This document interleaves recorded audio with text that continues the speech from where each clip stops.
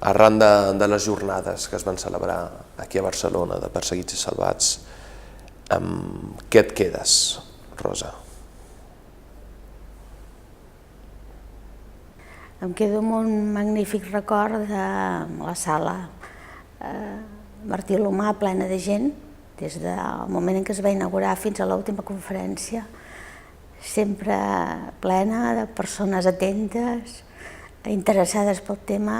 No hi havia una cadira buida i em quedo especialment amb el record de la capella de Sant Àgueda, un lloc fantàstic, escoltant les paraules de l'eminent professor Amí de Jerusalem i també tota la sala plena. Això és el millor record de les jornades.